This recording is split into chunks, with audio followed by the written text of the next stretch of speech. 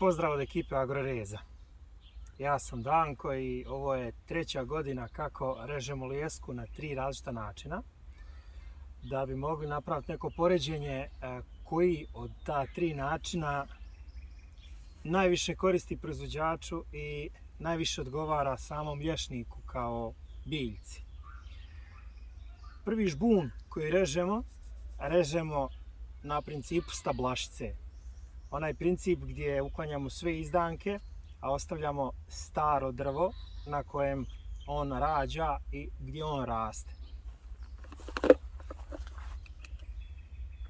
Počet ćemo sa rezidbom.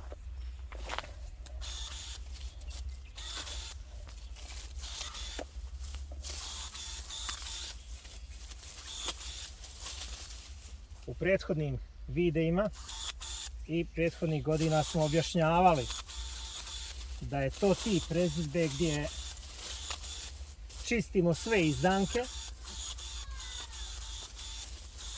i male i velike, i da je to najjednostavniji način rezidbe.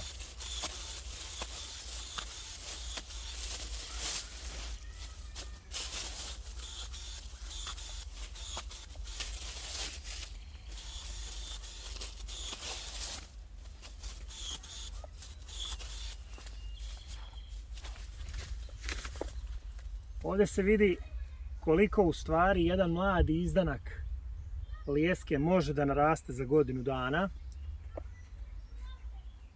U odnosu na stari žbun, on je otprilike te visine.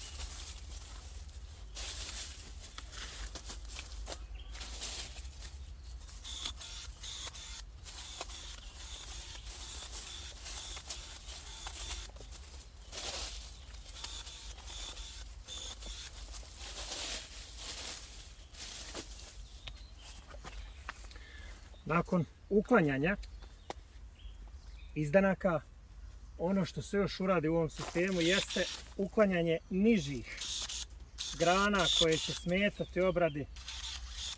Ukoliko bude uklanjanja izdanaka u toku ljeta, one ometaju taj proces i one se uklanjaju. Uklonit ćemo suve grane i one koje bi mogle da padnu pod teretom.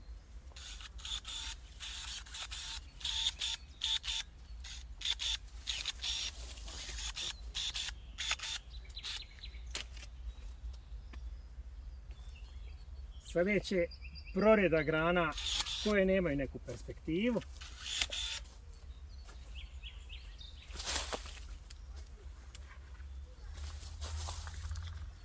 I u suštini, ono što smo mi primijetili, malo šta se dira gore u samoj krošnji. Ovaj žbun bi po tom principu bio završen. Sljedeći žbun je rađen po principu koji mi primjenjujemo kada dođemo u proizvodni zasad, a to je tendencija zamjene starog rodnog drveta, starog žbuna sa mladim, i težimo da to radimo sukcesivno iz godine u godinu, i na taj način smo rezali i ovaj žbun. Kako to izgleda?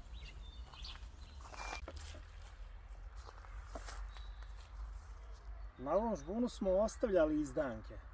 i preprošle i prošle godine. Ti izdanci su rastom dostigli, ne još uvijek masom, ali rastom su dostigli staro drvo. Također su izdanci koje smo ostavljali prošle godine visinom dostigli starorodno drvo. I ovaj način rezidbe je nešto sporiji jer biramo izdanke koji će ostajati i uklanjamo one koji nam ne odgovaraju položajem, debljinom ili zdravljem, odnosno kvalitetom samog izdanka. Kako ovo izgleda?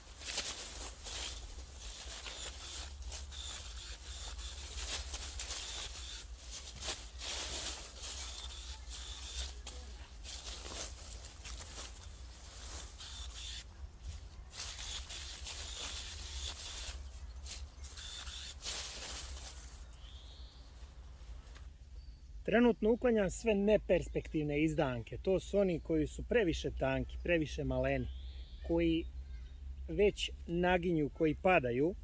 Oni treba da imaju određen otklon prema vertikali, ali ovo je previše. Onog momenta kad ovakav dođe u rod, njega će teret roda povući ka zemlji. Ista situacija i ovdje. Ovaj bi mogao da ostane i to ćemo i uraditi.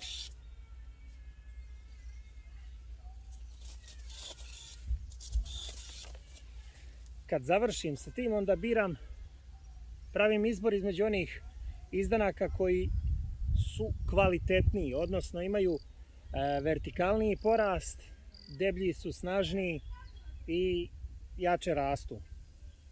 Kad završim sa tim, vršim takozvano podizanje, odnosno do visine koljena.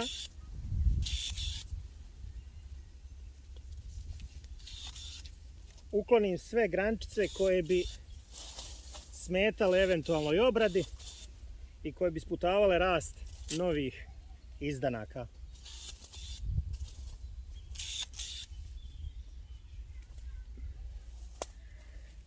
Ovaj je prošle godine bio nagnut, ostavljen je da vidimo kako će se stvari razvijati. Novi prirast na ovom izdanku rasto je dosta vertikalno, za sad obećava i ostavit ćemo ga. Ono što se radi sljedeće, na dvogodišnjim vršimo takozvanu izolaciju vrha, forsiramo jedan porast i to je ono što obezbjeđuje brz rast i brže dobijanje mase. Ovdje vidimo jedan jednogodišnji porast, kapitalac, koji je u ovom eksperimentu možda dostigao najveću visinu. On će ostati definitivno. Ovdje je na kraju ostalo nešto više izdanaka, ali je uglavnom bolja opcija da imamo izbor i lakše se ukloni neki koji je višak, a ne odgovara, nego da ga nema i onda nam ostaje prazan dio žbuna.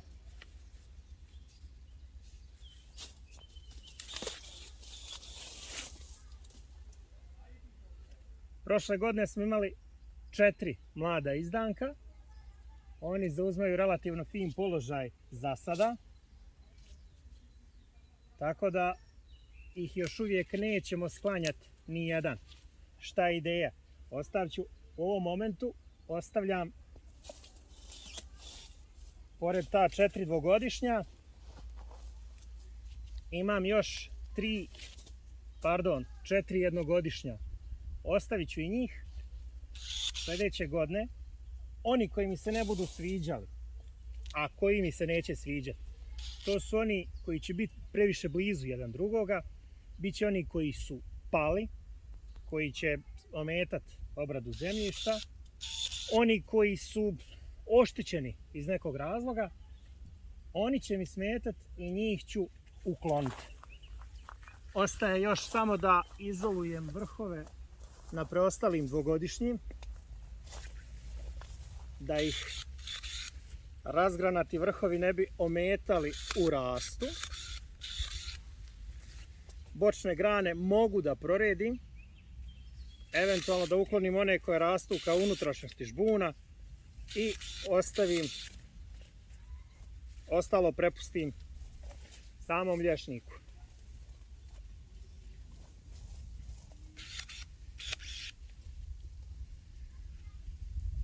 Ovaj je otprilike neki prvi konkurent, tačnije prvi kandidat za uklanjanje zbog svog položenog položaja.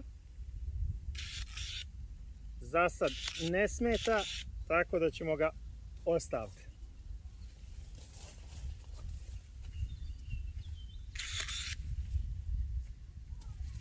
Eto. Na starom drvetu ne radimo velike zahvate, osim uklanjanja suvog granja, grana koje smetaju mladim izdancima i eventualno ako ima negdje neko zagušenje, to eliminišemo. Inače, staro drvo, ako je dovoljno razređeno, ostavljamo, ne diramo, ono je nosilac rodnosti, dok ne dođu mladi izdanci u rod i budu sposobni da zamijene tu količinu prinosa koje daje staro rodno drvo. Na taj način nema pada u prinosu, nema podmlađivanja žbuna gdje vi imate depresiju u rodu, i onda morate čekati prinos. Ovdje je prinos otprilike konstantan. Treći žbun koji smo rezali je bio onaj žbun koji smo restartovali. Uklonili smo staro rodno drvo i pustili da se podmladi i režemo otprilike po istom principu kao što režemo ovaj, samo nema rodnog drveta. To je žbun koji dosta dobro napreduje i kako to izgleda pogledat ćemo.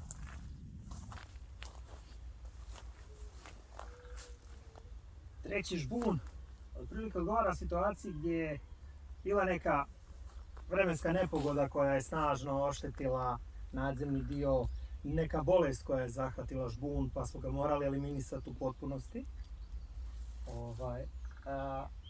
Zbog jakog korijena, snažnog korijena, žbun ima potencijal da brzo nadoknadi izgubljenu masu i relativno brzo da dođe u rod. Ono što se može vidjeti ovdje jesu dva suva izdanka, i to dvogodišnja suva izdanka. Oštećenje je nastalo u toku košenja prošle godine i to je ono što se često dešava, to je ono što često vidimo u voćnjacima, da su ljudi košenjem ili bilo kakvom drugom mehaničkom obradom oštetili neki od izdanaka i oni tu tako stoje, bore se s tim ranama. Te rane predstavljaju ulazna vrata za razne patogene. Kod ovog načina gdje vi imate više izdanaka, takvi izdanci se bez problema uklanjaju, a umjesto njih ostaju drugi koji nastavljaju da rastu. Započet ćemo rezbu ovog žbuna tako što ćemo prvo da uklonimo te oštećene.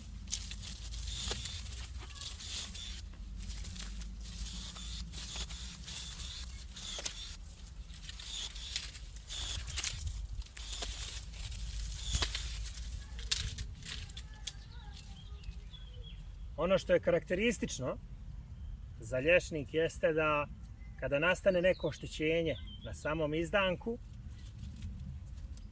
on nastoji da obnovi i nadoknadi tu masu tako što daje nove izdanke, novi vegetativni prirast.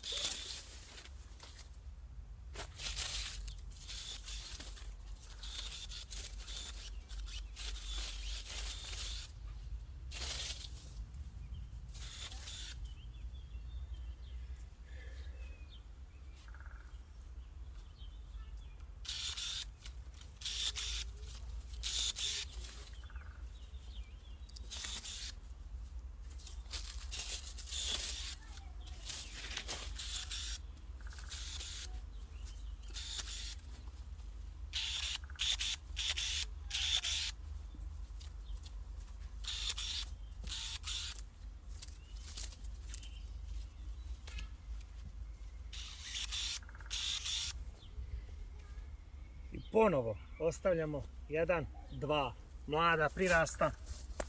Ono što smo radili u prethodnom slučaju, ovi koji ostaju, njihove vrhove izolujemo s ciljem da oni nastave što brži rast.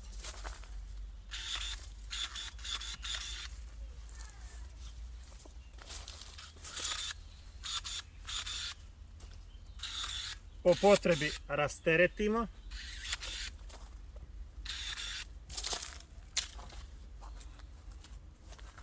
Ostavimo eventualnu zamjenu u slučaju da on bude padao.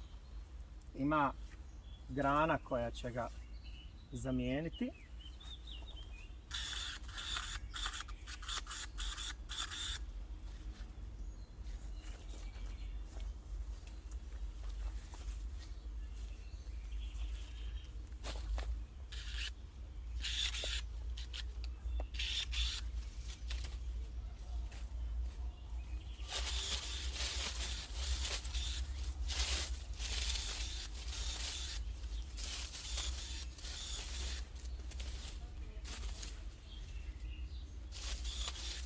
Previše male i previše tanke uklanjamo, guste uklanjamo.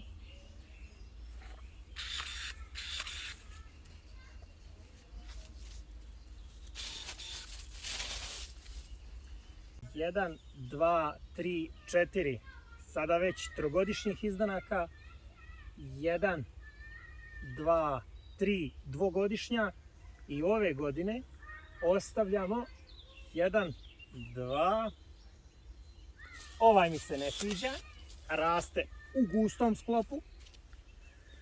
Ostavljamo 3 prošlogodišnja izdanka.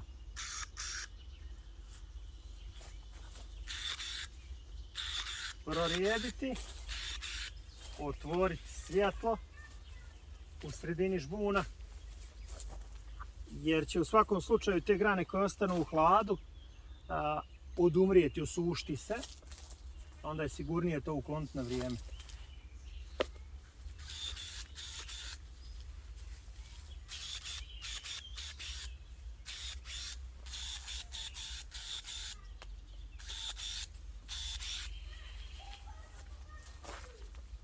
Evo ga.